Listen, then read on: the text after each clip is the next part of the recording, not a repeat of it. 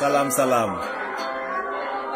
ñu ngi leen di ziar bu baax bokk Sénégal Afrique diaspora bi ambassadeur depuis Paris from Kër Ndiaye Lo ñu ngi ñëw di def live bu am solo di waxtaan actualité bi di ñu war a waxtaanee muy fii ci Sénégal Afrique ak diaspora bi mu nekk actualité bu am solo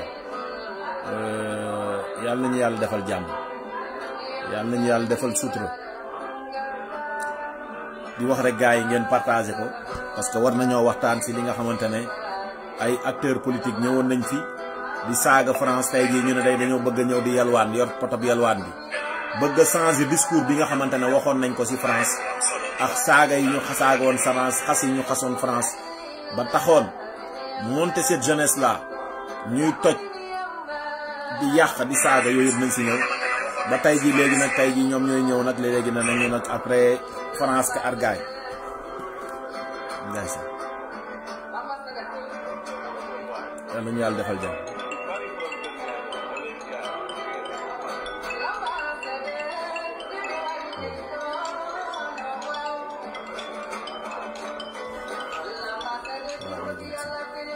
allô oui salut chef ah oui c'était quoi? C'est où? Ouais, mais c'est moi qui m'avais donné ça, de 13h30 à 1h30. Hein? Sur le planning, tu m'as mis 13h30 et 1h30. Ouais.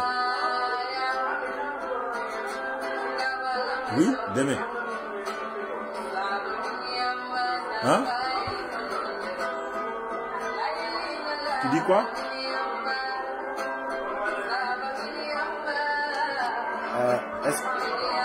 Ok, je suis. Ok, moi aussi je fais live.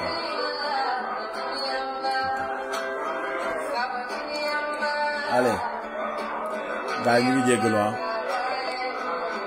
liggéey bi la quoi xam nga rek.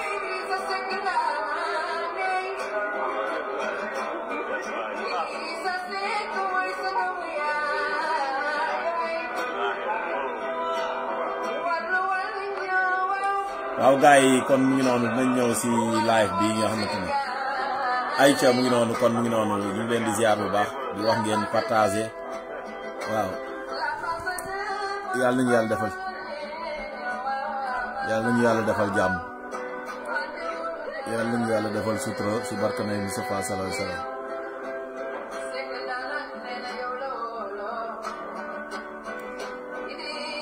Aïcha mu ngi noonu gars yi tey nag ñu ngi ñëw war a waxtaanee actualité bi ambassadeur depuis Paris from Kër Ndiaye Lo ah ñu ñëw war a waxtaanee li nga xamante ne nag mooy France revenez vite au Sénégal mandat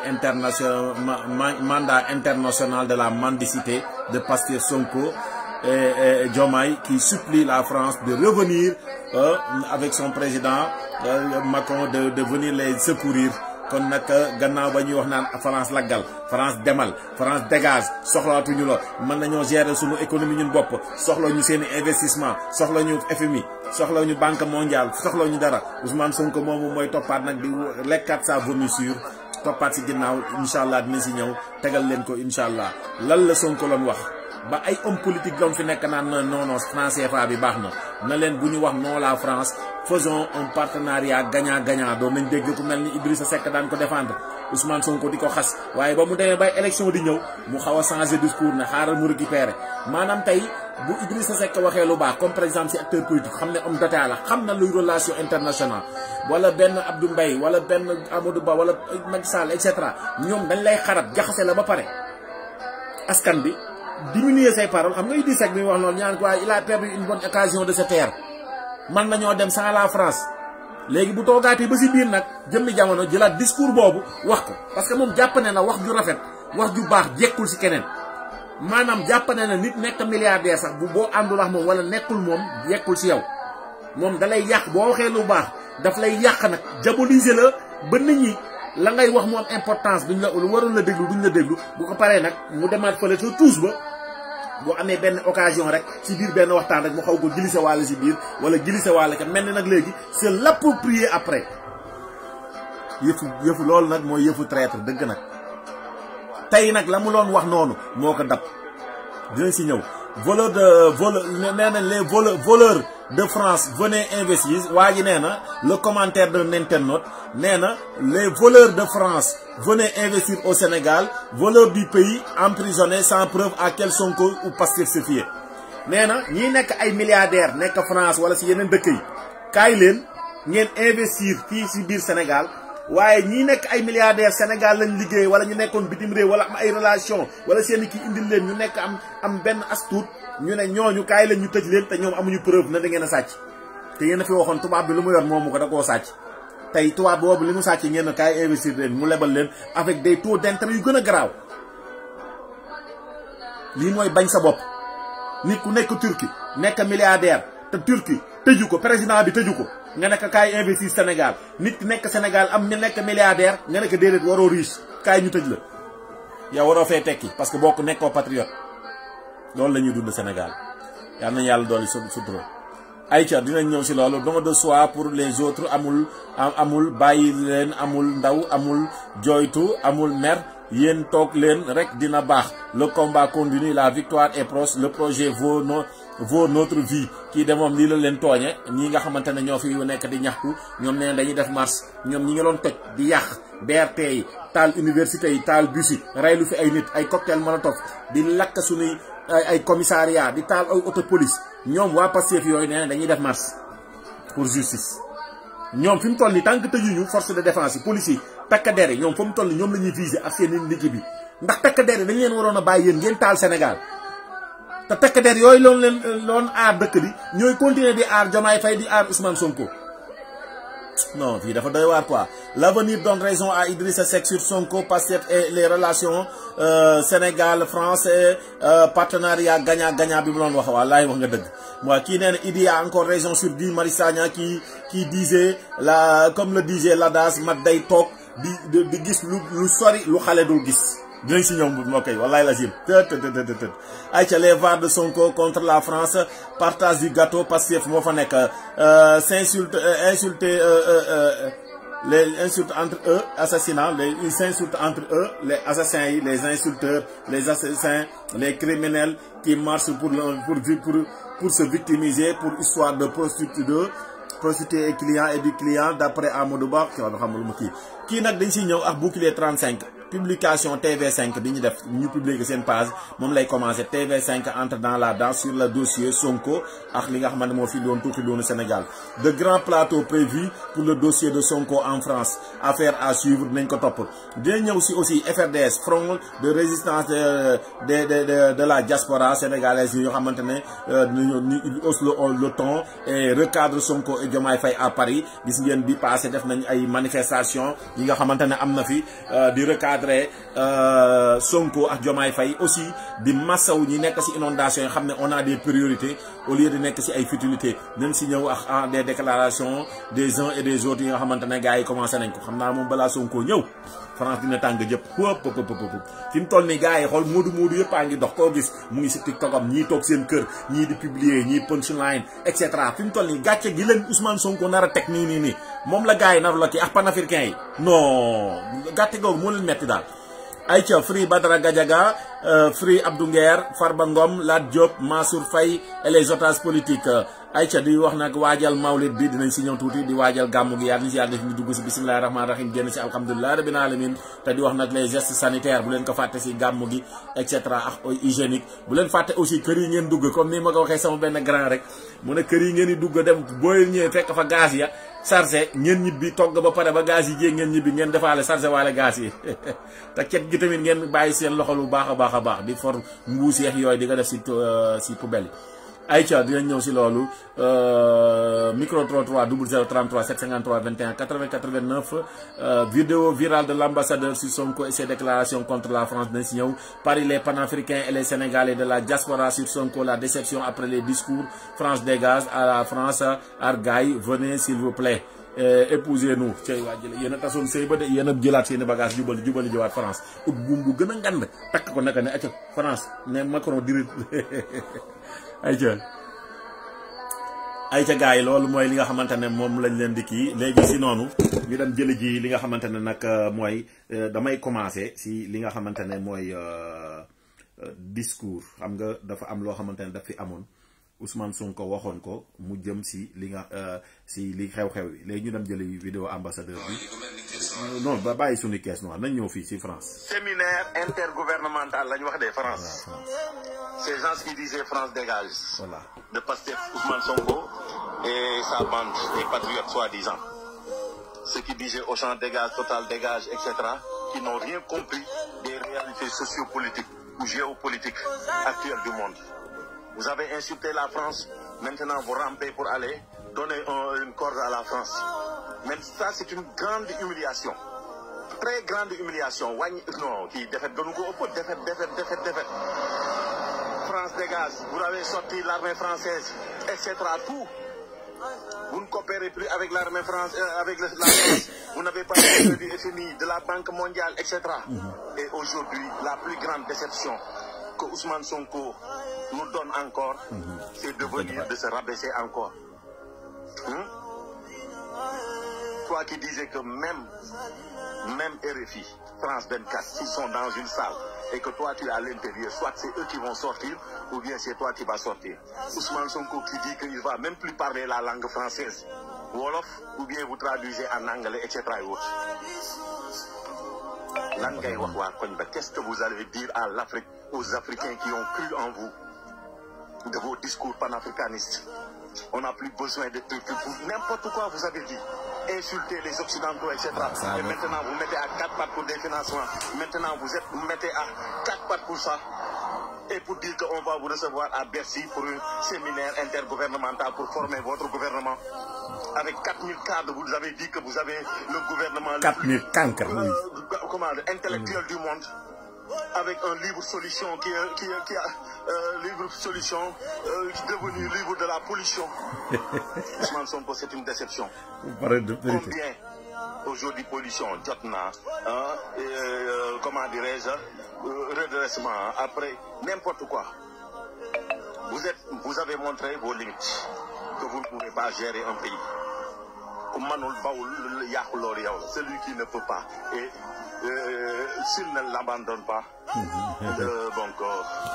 tout ce qui se gâte, c'est quoi? Tu es responsable de tout ce qui arrive. La politique, c'est pas du populisme. Vous avez insulté des citoyens, diabolisé, calomnié, diffamé. Tout opposant qui se déclare candidat, tu l'accuses de voleur ou bien du système. Et maintenant, tu es plus grave que le système. Voilà, chers compatriotes panafricains, cette déception, cette humiliation que nous, Africains de la diaspora, nous, Sénégalais de la diaspora, qu'on est en train de vivre. Rien que de venir en France, c'est une déception. Wallahi l'azim. On met tes discours d'avant et après. Voilà. Et même Diomaye Faye est venu aujourd'hui pour préparer ce rendez-vous-là. 27, 28. Après Sonko, il vient, etc. Vous faites la navette pour rien du tout. Déception totale. Le pétrole, le gaz, etc. Tout ce que vous avez dit, vanter le Sénégal est dans de graves problèmes d'inondation que vous avez dit en 2 mois, vous allez résoudre ça. Donner de l'emploi aux jeunes. Naze. Rien. Hein? Que même si l'Europe qui allait venir ramper vers vous, faire, comment dirais-je,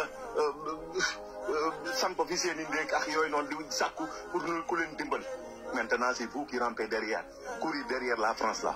Une grande déception. N'insultez plus la France. La France est un partenaire idéal, comme tous les autres pays. Vous avez insulté la Chine, puis vous êtes parti en Chine. Vous avez insulté Erdogan, vous êtes parti en Turquie. Vous avez insulté la Mauritanie, etc. Diabolisé, diffamé, etc. N'importe quoi. Ousmane Sonko Il t'insulte, il te raconte, il te diabolise, il te traite de tous les noms. Après, se victimise. Et après, quand il sait qu'il a une défaite, il va se ramper. C'est comme il prend un autre discours, comme un faux quoi. Des fois tu es rouge, des fois tu es vert. Et après, vous dire que oui, j'ai dit oui, ici j'ai dit non là. Une déception. Je me rappelle le président Issa quand il vous disait un partenariat gagnant-gagnant. Vous l'avez insulté. Et il avait dit là de nos raisons. Maintenant, vous allez reprendre ces mots pour dire oui, etc. Mais au début, ne dites pas la France. Il est temps que la France nous lève son coude sur notre cou qui là. Sur notre cou, etc., etc. Tout ça, c'est Ousmane Sonko qui l'a dit. Et maintenant, vous voulez me laver cette cou-là pour dire c'est un autre Ousmane Sonko. Quand même. Sonko qui nous a déçus. Franchement, liberté d'expression, arrêtez d'enfermer des journalistes, des chroniqueurs qui pensent, qui donnent leurs idées, leurs pensées. Ou bien ceux qui vous rappellent vos anciennes déclarations et autres. Des rappeurs, vous les punissez parce qu'ils font des raps, même qui de 2022, etc. Des raps. Hey, Yolom Gagnon. Yo, y'a dit ce pop tout dès que Yolom Gagnon. Est-ce que tu vas en permettre, donc, comment dirais-je, ça neex. Des rap chat qui a fait un rap extraordinaire, qui a parlé des mots de la société. Vous l'insultez par Gandiaï. Tout ce qui bouge, vous l'insultez. Gouvernement, Internet, réseaux sociaux, WhatsApp. Au lieu d'aller s'attaquer aux vrais problèmes. Inondation, chômage, emploi des jeunes, etc.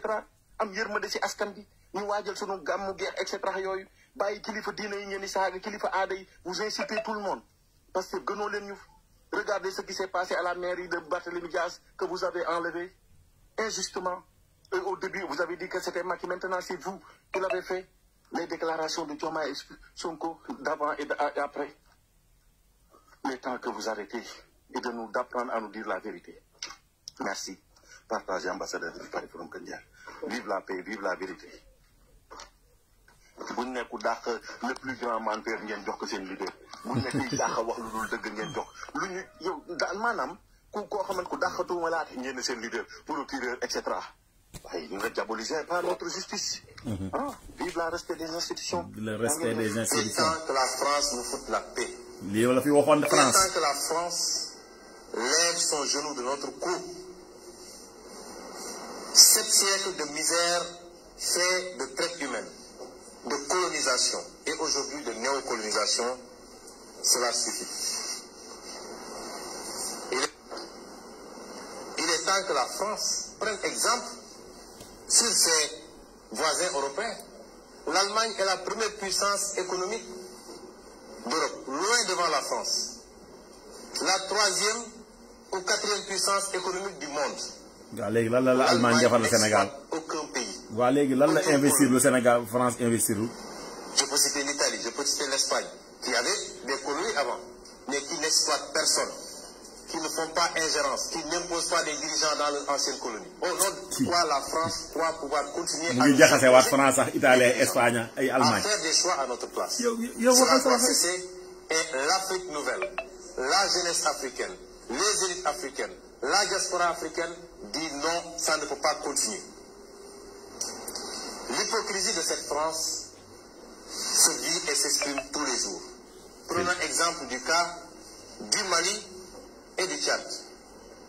Au Tchad, où le processus constitutionnel a été interrompu, la France a applaudi et son président est allé consacrer le nouveau roi. Au Mali, où c'est pas le processus mais le processus de transition, la France a condamné et même a pris ses clics et ses claques pour dire qu'elle quitte le Mali. Ça, c'est de l'hypocrisie. C'est le 2 poids, 2 mesures. C'est le double langage que la France tient. Il y a un double langage, Ousmane Sonko. C'est toi qui as un double langage. Sur la situation en Côte d'Ivoire. Pourquoi la France... séminaire moom nee na France dafa am double langage te ndeysaan moom moo am double langage yàlla nañu yàlla dooli sutura quoi dooli ñu affaire quoi ndaxte kii moom ku ko topp moom si ay waxam moom ay waxam jarul la dóor sa doom quoi parce que day wax loo xamante ne jikko ji nekk si moom lay ñëw di ko xasewaale en général parce que boo leen xoolee et sinon mbokk yi on va toujours continuer ak président Idrissa Seck lu waxoon bi naan ay France dégage la ba nii doon rek Sonatel, ben exemple. Sonatel xam nga ñaata nit dafay liggéey. ñëwal président. 1800 amul benn tubaab ay sénégalais lañu. 300 milliards de francs CFA de masse salariale sur les 1200 milliards de chiffre d'affaires. 300 milliards. ci kër Sénégal lay dugg. gaa yu bari xamuñu woon lii. 10% yi état bi. wallaahi asim ñu bari xamuñu woon lii. daan amee ci lay dugg. gaa yi tubaab bi 42% la ñu am. bu ñu dee commandé ay affaire ay poto lampe ki ay machin di gas ay sénégalais ñoo koy am comme chiffre d'affaires waaye ñooñu nga ne leen dégage fu ñu dégage. allahu akbar. vérité boobu ci njiitu Cheikh Tidiane Mbaye ñoo dem sanc Mali. sanc Guinée. te jógewuñu ñu nga fa ba léegi. yóbbu fa ay sénégalais ñu jiite. Côte d'Ivoire mais fu ne te. sénégalais lañ fa yóbbu ñu ne. teem la ko defee ah. parce que Orange moom buggul woon turam ñu mele ko ci affaire Sonatel. parce que wóorul te bu amee problème seen tur day gàkk te bu gàkkee bourse bi day jaxasoo et cetera. alors mais moo tax non. déglu leen ko déglu ko. ngeen tere ay Guy Marius Sagna ki xaw ma yu kenn xamul. bêtises yoo xam ni vraiment wala ngeen bañ leen a jox micro. allahu akbar. cey Idrissa Seck. cey Idrissa Seck. gars yi mbokk yi lii ba ko Idrissa Seck ay wax boobu lii amul tey jii ñoom ñooy lekk seen vomissure toppaat lépp lu ñu waxoon lu bon la France di changer discours. merci président Idrissa Seck au moins tu avais averti les Sénégalais si li nga xamante ne mooy li fi xew ñu dem jëli ji ki nga xamante ne aussi mooy Moustapha Diakhaté tamit lii Idrissa Seck wax boo xoolee presque la loolu la ñëwaat. démb ku xool France am nga gàcce.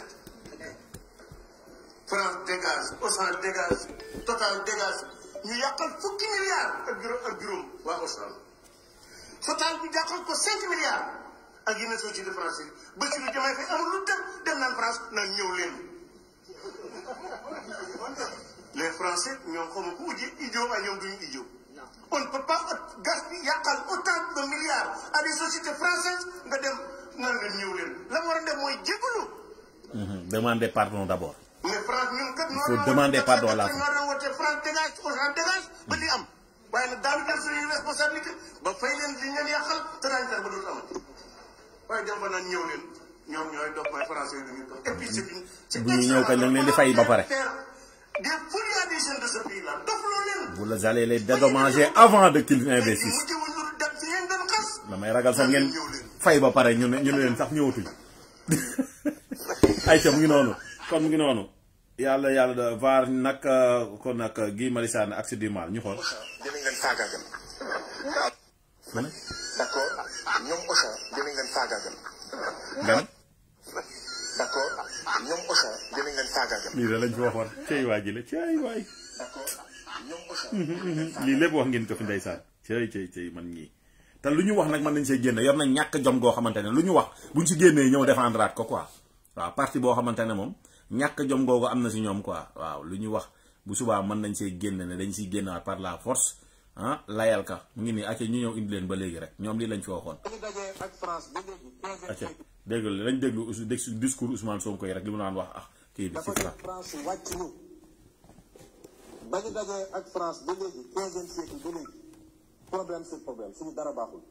boobu wax leen ma ban réew la fi France colonisé ba pare di ko imposé waat néocolonisation te réew moomu avancé amul ci àdduna. waaw kon loo fi def. ñu ñëwaat looy def France. par force dinañu noot seeni réew di nangu seeni alal di leen imposé lu ñu bëgg ku bañ ñu duma ku bañ ñu exilé loolu ñu dund ko France tey jii France jël tànkam teg si du baat rek. pour gi. mel ni Chauvin ak George Floyd mënu ñoo noyyi. dégg ngeen. d'ailleurs c'est pas étonnant que waa ji sant Chauvin d'ailleurs loolu dafa war a jeex mënatuñ ko dootuñu ko nangu. ay France boobu. loolu lii la fi waxoon de. dafa am mooy wax ba léegi de jaral na ko lu ne. man dama wax ni dafa jot France def ni ay moromam waaye bëgg a wéeru ci yeneen réew yi rek di leen not dafa jot France def ni ay moromam. waaye bëgg a wéeru ci yeneen réew yi rek di leen noot Allemagne mooy première puissance économique d'Europe te Allemagne wéeruwul ci benn réew nootul kenn Italie Espagne keneen ak keneen Norvège Suède nootuñu kenn mennum France moo ñu fatt rek ne du fi jóge c'est fini te naa fekk gi nekk ci France mooy xoolal li xew nee nañu Mali mere nañu Maliens yi parce que dañu interrompre processus de transition wax ma processus constitutionnel de mais processus de transition bi dañ ko interrompre waaye Tchad nee nañu bravo doomu Éthiopie bi te kooku dafa interrompre le processus constitutionnel loolu mooy hypocrisie France la ñuy wax fii ak li ñuy def fële bokkul seen intérêt muy mooy yow nag ñun loolu lañ gis yow gis ngeen lii yëpp moo ko wax France nee na day ñëw France léegi li mu wax ne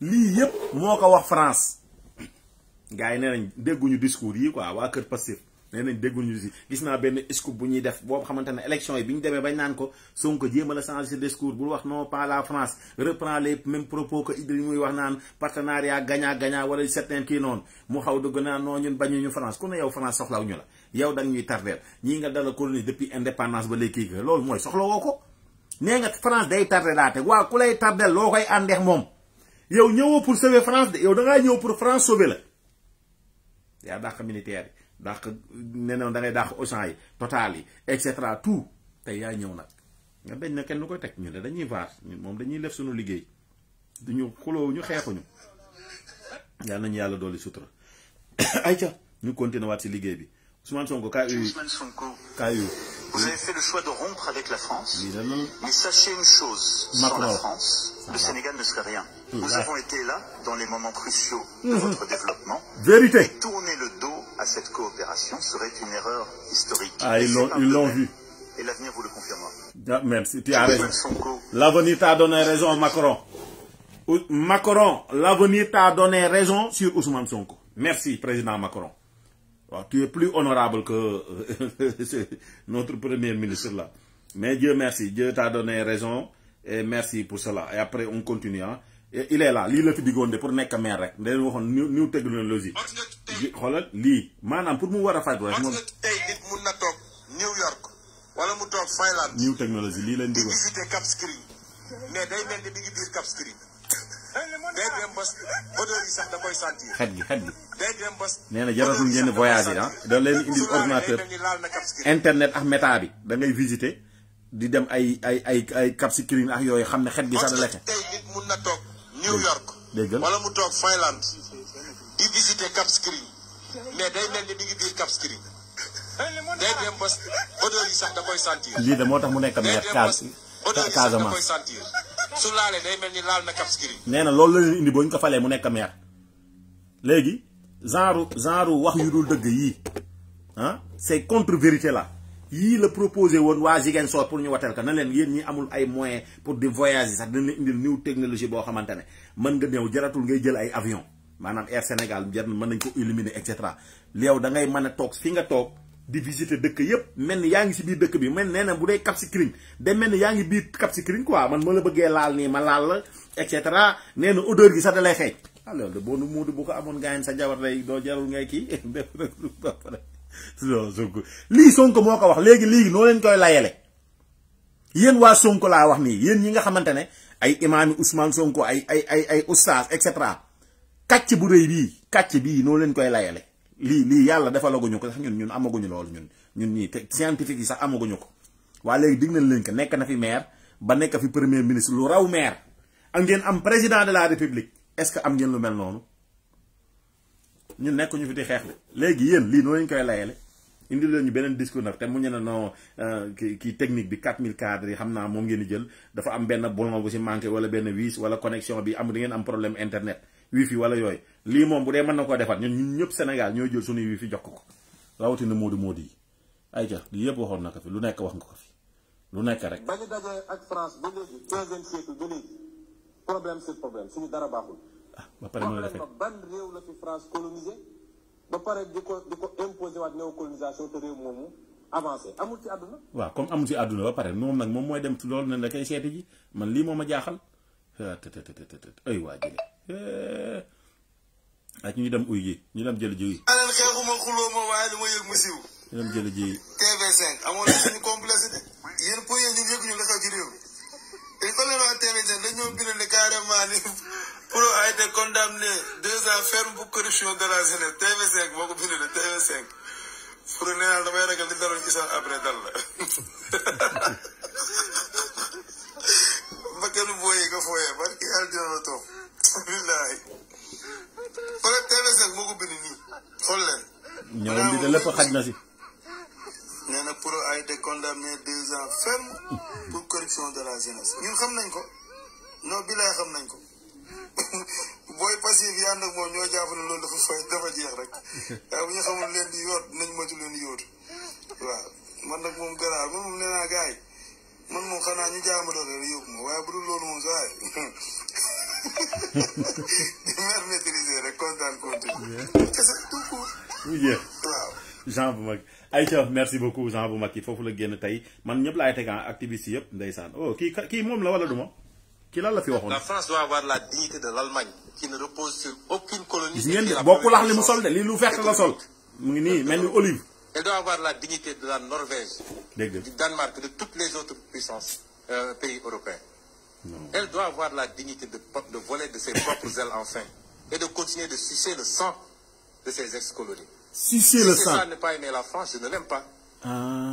La France doit avoir la dignité de l'Allemagne qui ne repose sur aucune colonie et qui est la première puissance économique de l'Europe.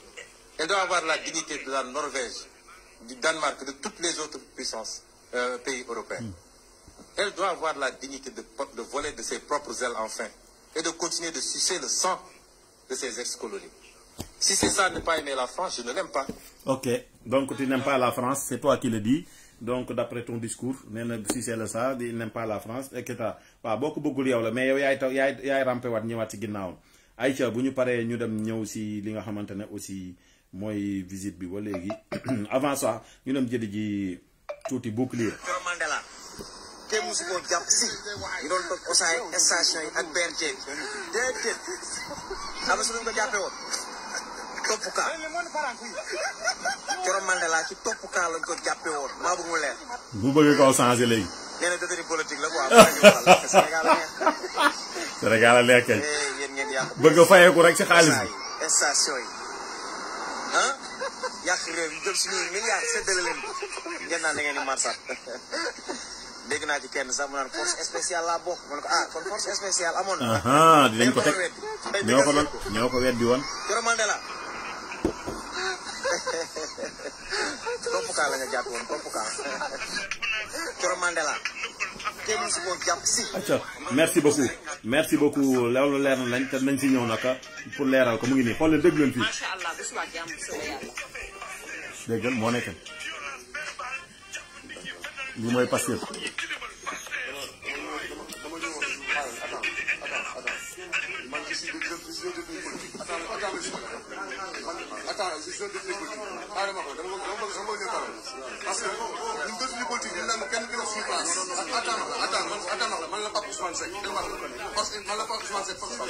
Pape Ousmane Seck force spéciale la wax de yéen a ngi dégg mooy ñi doon toj di yàq di def cocktail moo di rey nit ñi kon yéen a ko bañoon léegi xam ngeen ne am na. cëy yàlla moo ay supportu nguur de.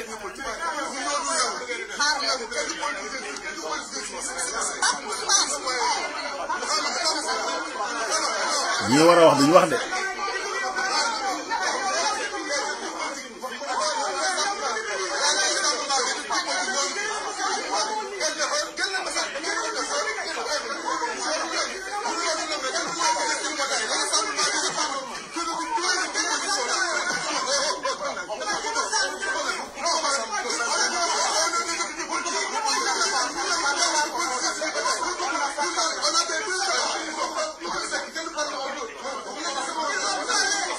ñu ngi nii de ñooy xuloo seen biir de mooy ñii rayoon nit ñi taal dëkk bi ñu ngi nii ñii raylu woon nit ñi fii taal oto yi taal policiers yi gendarmerie commissariat yi mais justice la ñuy xaar quoi pour lu tax policiers yi gendarmerie yi te tere leen ñu taal wala ñu yàq dëkk bi ñu de ñooy def marche.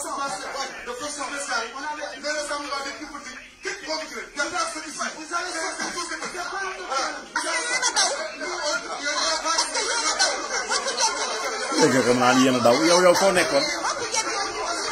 Nelson moo daw dem Casamance laa xam ne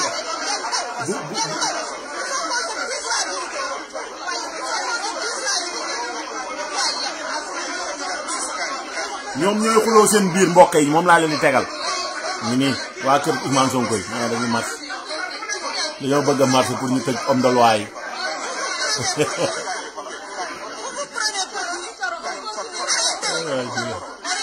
loolu la seen live yëpp loolu ngay dégg gars yi leen tereeloon teg homme de loi homme de tenue yooyu nañ leen tëj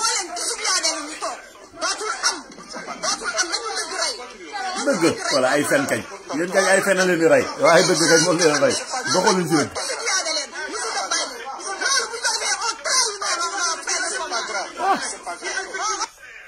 nii de uy leen ñoom ñooy wax ba léegi seen biir bu délégation politique teg tànkam sama kër xam na ko dee si waaw parce que man y a des choses yoo xam ne man soxlawuma ko à ma mort mais de mon vivant laa ko soxla waaw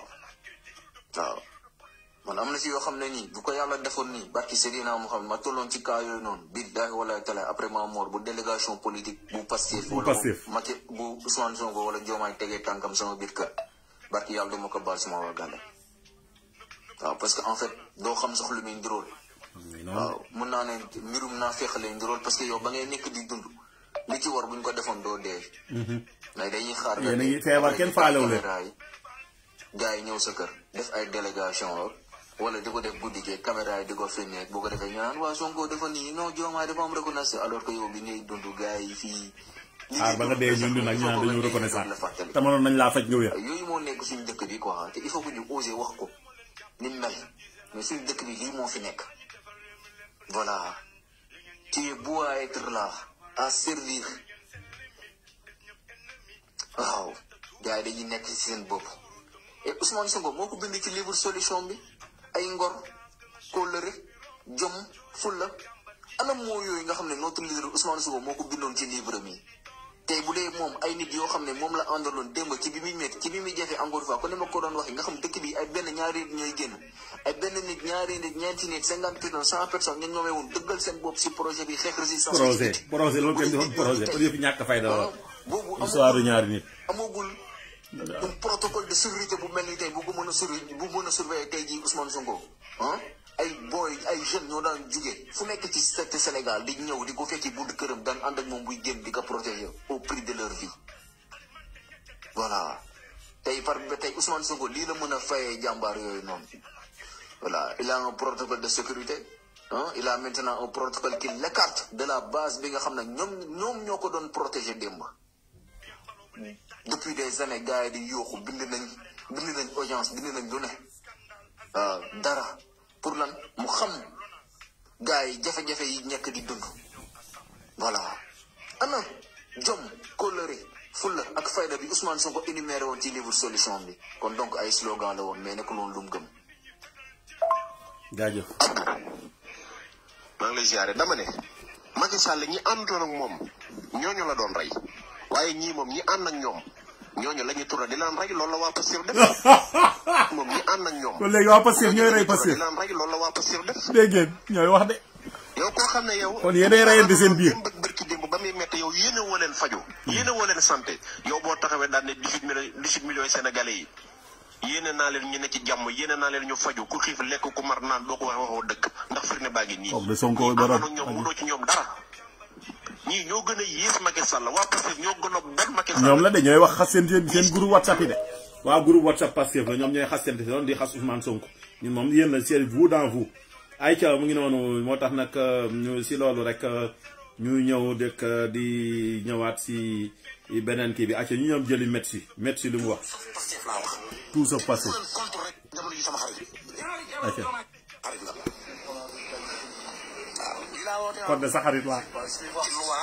ak dal ak fàttali leen seen wax bi. waaw li gën a garaaw ngeen def yàpp bi taxaat. wàccu ñoo ko fi def de. yow seen kilifa gi léegi nangatu tax wax ndax bu dee ping pong vaar yi gën.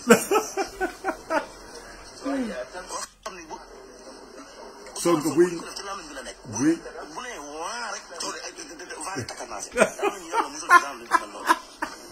dañuy def Dakar bi nag bu yaakaaroon ni Barth boo leen nangu rek jeex na non non non non non non non snap bi gën a tàng jamono ji Sénégal snap bu Barthélémy Dias la vaar ya gën a neex Ndakaaru élément Barth fa di ko vaar Barth deewul jamais non non non non tout sauf Pastef laa wax. waaw jaajëf élément ak mu ngi noonu ñu leen jaajëfal ak ñëw si diaspora bi tamit ñoom jëli ji gars yi FRDS. La police a retrouvé l'auteur du poste. Ce jeune-là, ça fait 6 mois qu'il est en prison. Nous avons un chroniqueur télé. Ce chroniqueur télé qui s'appelle Badara Gadiaga, un franco-sénégalais, qui est en prison depuis 4 mois pour avoir repris des paroles d'un député sénégalais qui a dit que le premier ministre sénégalais est un client d'un prostitué. En direct à la télé, ce chroniqueur a repris les paroles du député. Il a été arrêté et mis en prison. Il appartient pas.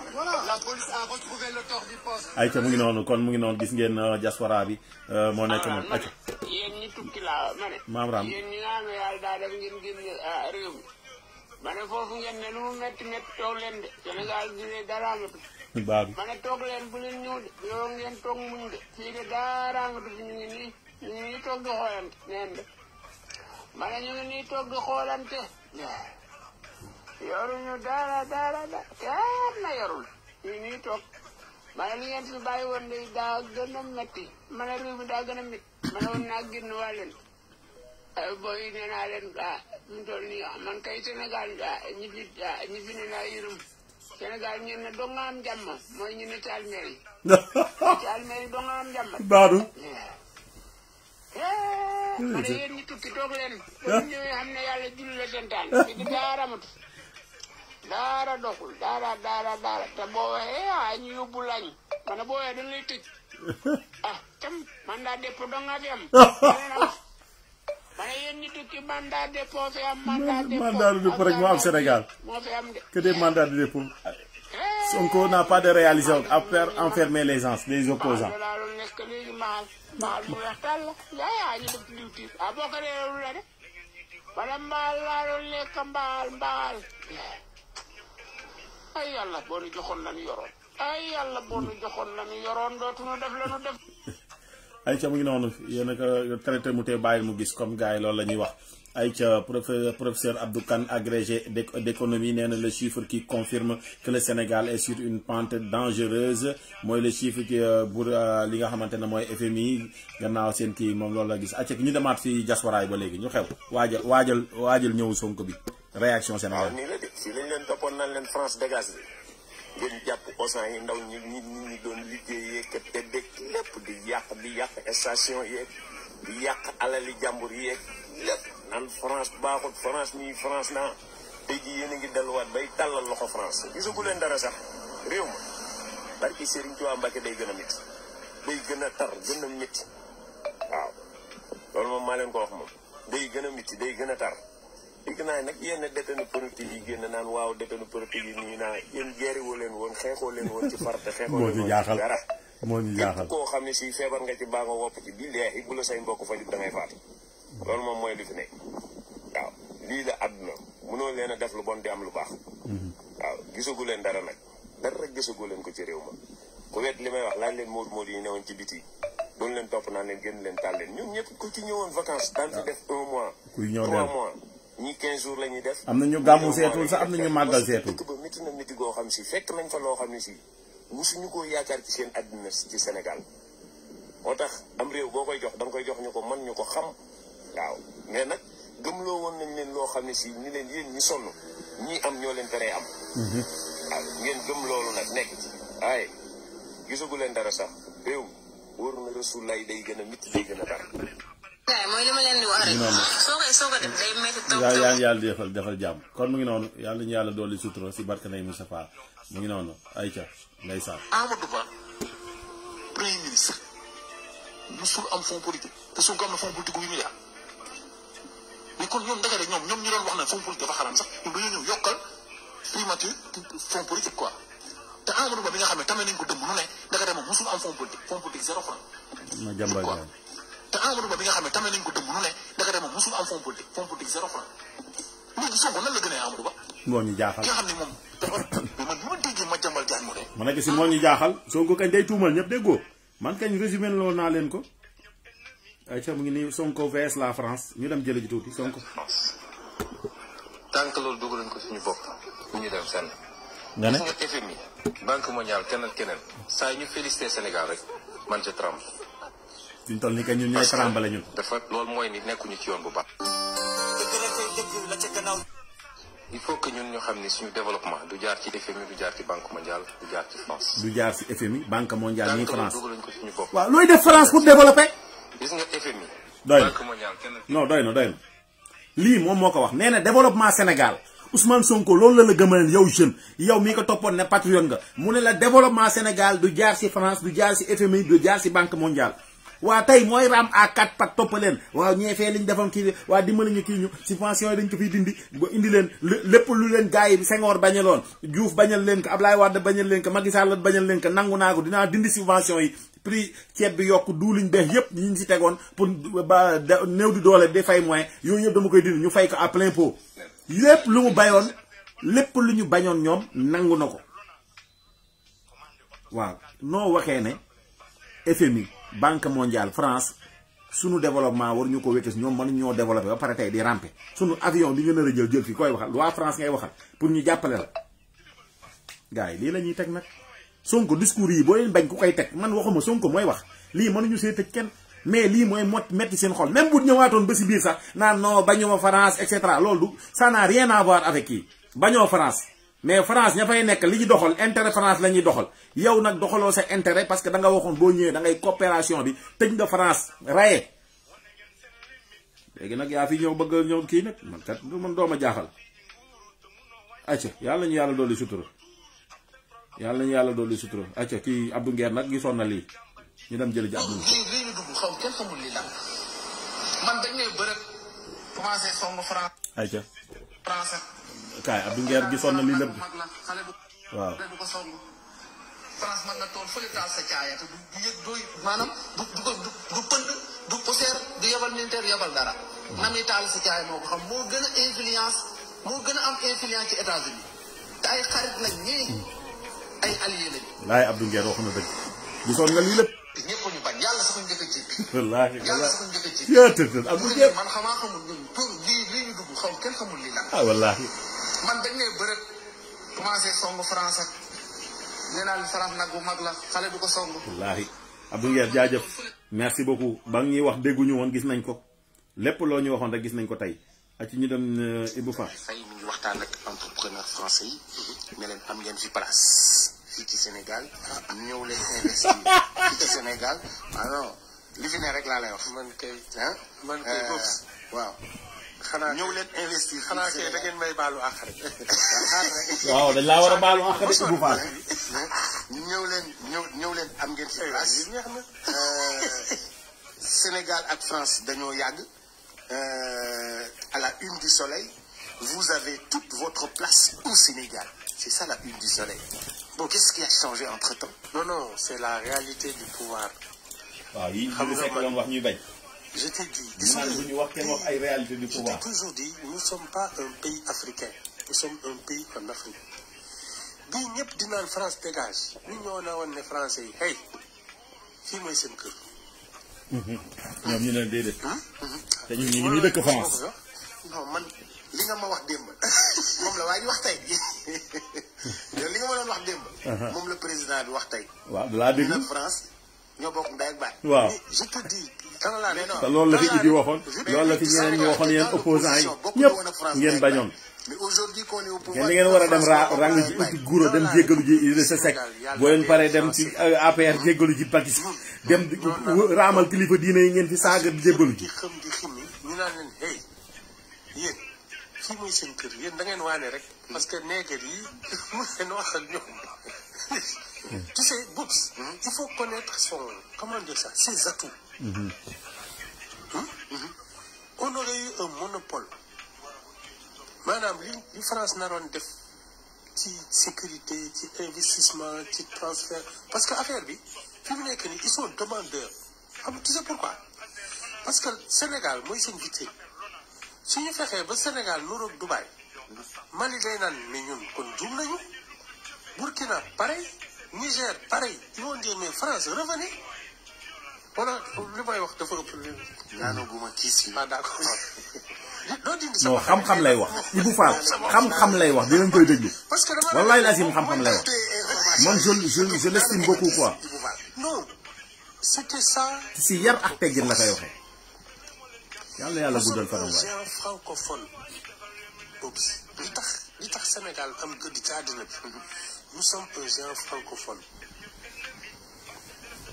def ñëpp a ennemi lañu. francophonie bi nii ñoo ko sanc avant la France. Sénégal moo sanc francophonie avant la France. Quand Senghor parlait de francophonie à De Gaulle et Foccart, ils n'ont même pas écouté. ñoom affaire économie ak yooyu. parce que il y avait deux positions. Il y avait la position d'Houphouët-Boigny qui moom économie la xam. C'était voilà pouvoir économie ay coup d'état yooyu. Senghor ne leen ñun on a en commun la langue française. On a un espace culturel commun. Nous dem vers la francophonie. Ñu koy tal xamul. Moom ci boppam y a eu peut-être les Belges, les Canadiens ak yooyu ñoo ko doon xaw a déglu mais pas les Français. ñun. ah mais tu as eu combien de ñaata Sénégalais à la francophonie à part Abdou Diouf. Abdou Diouf le secrétaire général. waaw c'est tout francophonie ouais. En tout cas, nous, c'est notre... Mais c'est que lan moo changé entre temps. dara ñu xasee France. ñu dóoree France ñu ko weqee. waaw caisse vide. waaw caisse vide bi. moo tax ñu changé. war ngaa yow nga dëgg. wut xaalis mu tëla. waaw wut xaalis mu tëla. ngeen acca kaay France. jox ñu sa poubelle bi jox ñu sa mbànda yeex sa fosse septique gi. FMI tëj bunte yi ngay dem fu ne di naan oui nous avons des trucs oui il faut nous accompagner parce que les finances publiques ak yooyu gars yi tan xamul la nga ne bon xaaral ma dellu. ku xamul fa nga jëm dellu fa nga jege. ça ne ment pas. walla Alof Ndiaye waxoon de. ça ne ment pas. wallaahi tey sama waa ji daamal Kajoor. war a jàng. ay waay nga xam ne tey ñoo nekk ci opposition bi. ci lan. ban expérience lañu war a jàng. Non, les gens qui sont aujourd'hui dans l'opposition n'ont pas besoin de qu'on leur explique longtemps. waaw Parce qu'ils ont été au pouvoir. ñoom été woon nañ au pouvoir te xam nañ te gérer nañ xam nañ ni mu demee. Les liens séculaires. ñi soog a yegg si. ñoo mosul gouverner. ñoo mosuloo gouverner ñoo doon xas.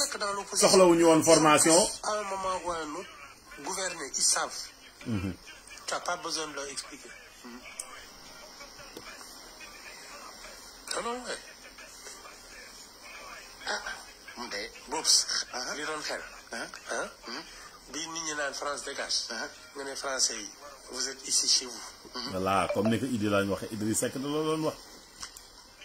partenariat gagnant vous êtes chez vous bu dee CFA bi nañu xool administration bi conseil d'administration ñoom ñu jóge xajal ñu rek ñu toog continuer defal ko développer ko ñu am monnaie commune au niveau de l'Afrique de l'Ouest et de l'Afrique. ñoom ñuy saaga rek naan non soxlawuñu Mauritanie am na monnaie Gambie am na monnaie et cetera te ñooñu rawuñu la.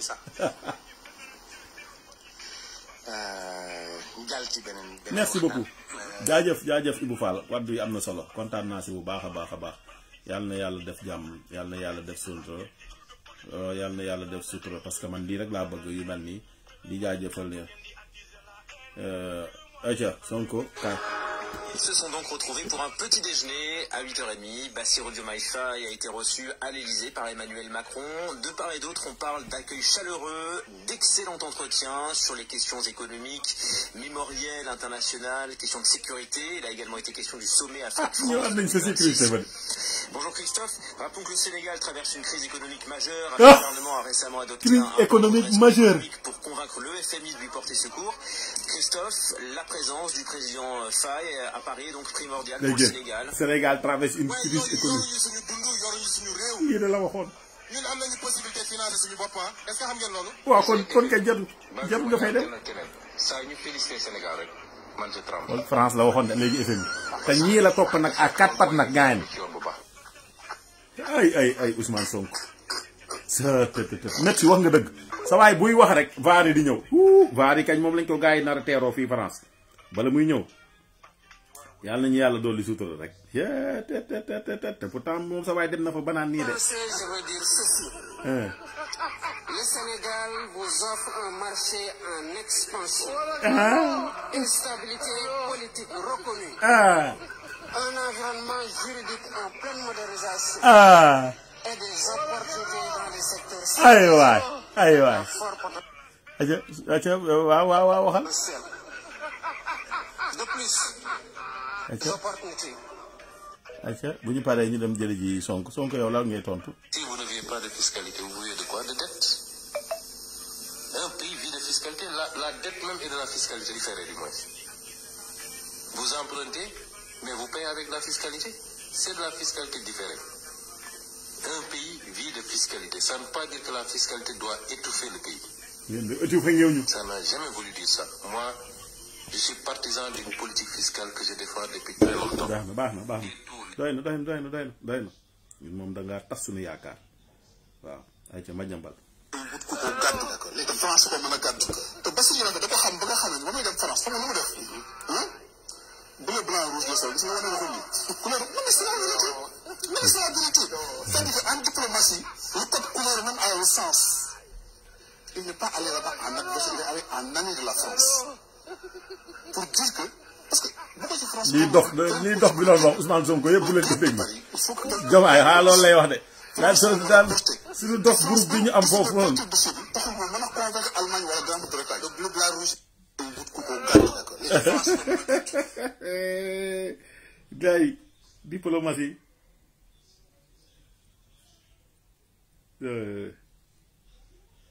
ay ca Sonko kaay mbokk yi tey daa am benn xar bu ma woo ci xari waa Pastef bi ci xari Ousmane yi di ma jaay salib ne ma jaw lu tax yéen buñ tuddee baatu sàcc rek ngeen mer xanaa da ngeen a sàcc ma ne ko lu tax buñ tuddee baatu mos na ko rek ngeen mer xanaa da ngeen a mos mu ne ma Ousmane du sama morom ma ne ko yow day góoru Mbaram Faye Sall mi nga xam ne bokkut ak kenn jëkkëram ci moom dong la yam xam naa ko yow mooy sama morom saa dari coupé waaye boo passé fekkee vidéo bi da nga ko enregistré woon dugal ko rek parce que lu kat noonu la yenn saa yi da nga ci dal yenn saa yi doo ci dal salaamaaleykum. waaleykum salaam wa rahmatullah cey tontunte si benn internet bi yéen a ngi gars yi ñu koy def acca Ousmane Sonko nag kaa ñuy ñëw indil la ak lil député bu Cheikh Amadou Bamba wala bu keneen koo xam ne am na lu mu représenté ci réew mi. dama laal monument bi dama nga laal monument bi. monument bi. ut nguur moo métti. boo ut nguur dafa métti. ut nguur ak a métti. laay bëgg a dëgg. lu nekk ngay Ousmane Sonko. waaw dama nga laal monument bi. ma expliqué leen. ñëwal. yéen a ngi fàttaliku Pastef bi ñuy doog a fal. waaw. dañu ne prix wàññi mburu. ne nañ koy jéem a wàññi kilo mburu bi sax li mu doon pesé lañu wàññi. annoncé waat ne non ñetti dërëm lañ ciy wàññi mënuñ ci wàññi juróom. waaw. fii la ñuy fekk leen daloon ba loolu xew. loolu moo tax mënuñu dara ci monument bi. leen ma wax leen. ñëwal monument bi boo ko nee ci la lay duma ca kaw léegi. monument bi ay caaxaan samp ko. laay moo autoroute à péage bi la ñëw na fayatuma ay bor dañ fi dindi ñu xolli tali bi. nag dafa métti ba loolu la ci taatu garab yëpp ba wàcc wala bëgg a yëg mais ñun tamit ñun ñoo nekkoon ay xar ñun ñoo gëmoon lii. waaw. lii mu wax nag xaw ma lan moo taxoon ñu gëm ko waaye nag mënul nekk. mënul nekk. ou bien même bu mënee nekk sax nañu xam ne Ousmane bi dañu doon nax bi dañu doon nax te on a finalement appris que daf ñu doon nax. parce que xam nga lu tax. ba nga nee cëpp waxoo ko Serigne Touba waxoo ko El Hadji Malick statut nga fi indiwaat. statut nga fi statut. waaw bu la joor bi nekk Thiès nga fi ñëwaat sampal defaree ko Burkina Faso indi ko fii Sénégal sampal ñu ko fi statut la dolli statut de plus. statut la joor bi nekk Thiès. nekk Thiès wala ñu dama defaraat ba mu moo ñëw sampaatal ko waa Thiès gisuñu bu Serigne Touba gisuñu bu El Hadji Malick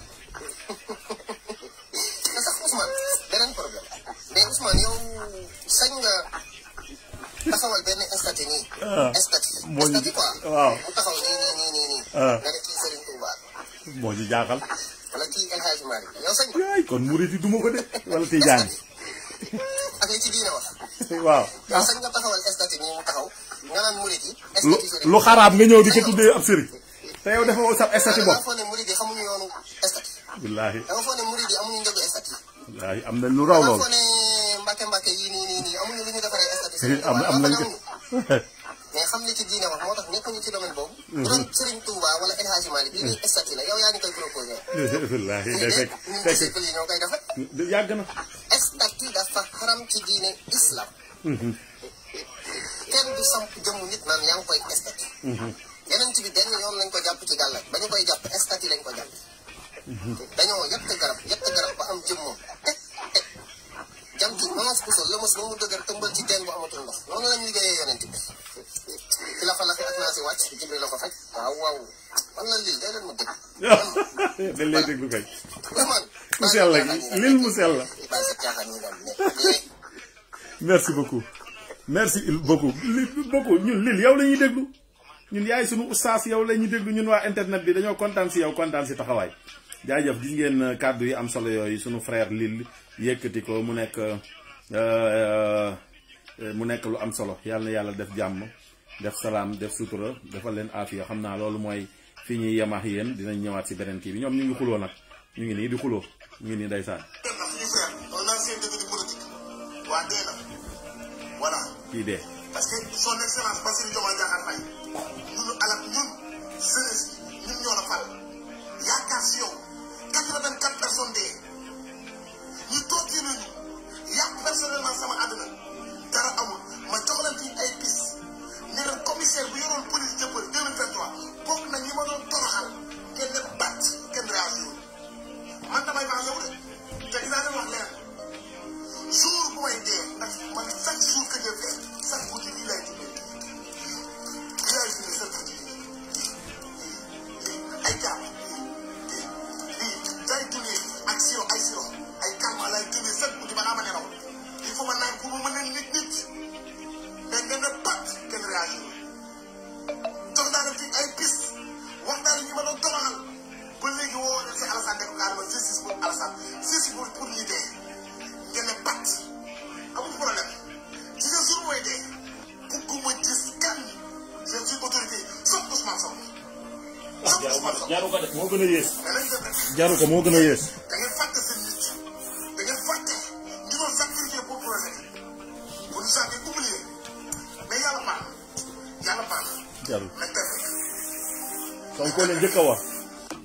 ayca mu ngi noonu yéen a ngi xuloo kee dee na après mu ngi noonu moo tax nit daal nekk si lu dëgg rek moo neex yàlla nañu yàlla teg siraatal mustaqiim yàlla nañu yàlla may mujj gu rafet si barka nag Mustafa sallallahu alayhi wa sallam di leen jaajëfal waaw bëggoon naa si dolli beneen kii sax mais xam naa comme affaire bi ni mu demee la Cheikh Ahmed Tidiane Sall tegoon naa ko journal bi passé moom laa bëggoon a indiwaat sax ak sa kii waa ngi nii xanaa ñu wàcc waale ka mouvement des entreprises de France, dérouler le tapis rouge à un président qui empêche la démocratie de s'exprimer, qui enferme ses opposants, qui enferme des capitaines d'industrie.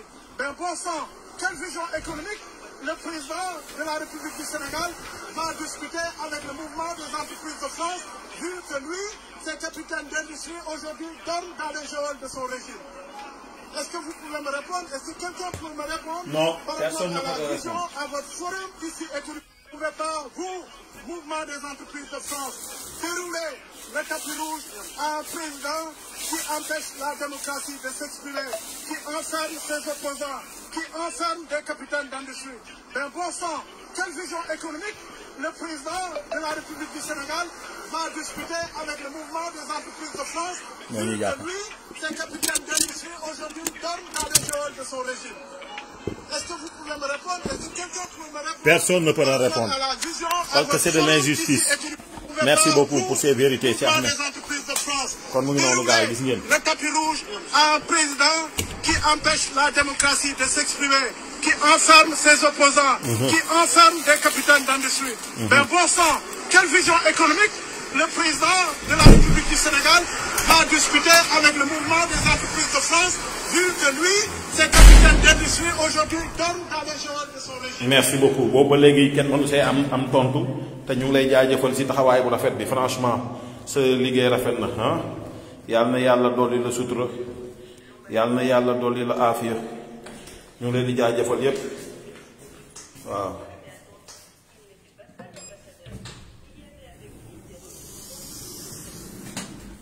ayca gars yi kon xam naa ba beneen ci beneen live ah man maa ngi dem liggéey ji gàmmu bu baax gàmmu mu barak juma mu barak yéen leen ñëwal defal leen beneen